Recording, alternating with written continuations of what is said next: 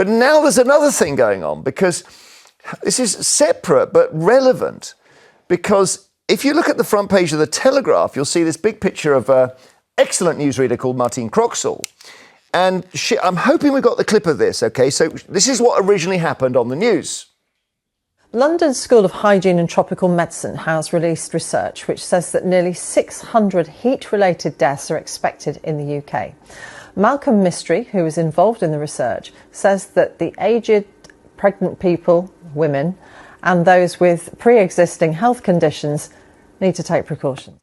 So, oh lordy, she had the phrase pregnant people on the autocue and she's not happy with that, so she says women, because only women can be pregnant, which gets us into the whole trans thing. Because someone might be pregnant but be a trans man. Yes. Right? And the point about this is the BBC editorial unit has now said that was a breach of impartiality. What do you think? Well, she's quoting someone, by the way. So she changed someone's quote. That was the person in question. It wasn't the BBC. She was quoting someone. She changed their quote, and she made clear. She explained their quote. She made clear her position. Everyone could work out her stance on that particular issue. That is true. The point about being a BBC presenter is just supposed to be impartial. Look, I have a friend called Freddie McConnell. He's a trans man. He gave birth. People should watch his documentary, Seahorse. Is he the guy who works for The Guardian? He is. Yeah, he's a brilliant video guy. Yeah. Now, people like that feel that they are treated with huge disrespect. He's a man. He sees himself as a man. He doesn't want to be called a woman. Now, she can have her views. That's up to her. But if she's a BBC presenter, the audience needs to have confidence, whoever they are. But this has gone, hasn't it? This has gone. The Supreme Court has ruled that your biological sex is your sex. Yeah, well, so your friend, he is a great person and a lovely man, and let's make sure we don't misattribute any words. Right. However he wants to be described is fine. But at the end of the day, Martine is right on the facts, correct? Again, she misquoted someone. Yeah. She changed their quote, and just because something's the law doesn't mean, therefore, it's no longer an opinion. Well, I think this. People like Gary Look at Tom thinking, oh, God, they're coming to me.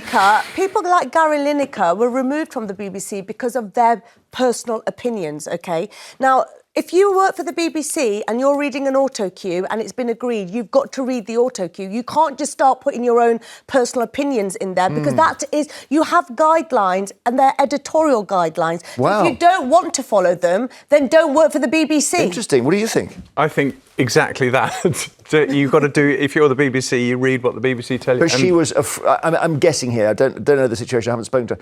She was affronted by the use of the word people instead of the use of the word women. That's all. She can have that opinion, and on social media afterwards, people like J.K. Rowling congratulated her. But that fed into the whole point was she expressed something which people politically on that side of the argument agreed with, but other people don't, including trans people. And trans people pay their licence fee as well. Exactly. Okay. And they have the right to not think that they're being... All right, we seem to be... that's interesting. There'll be other days on this panel where it'll all kick off from the other side, where people say she's got every right.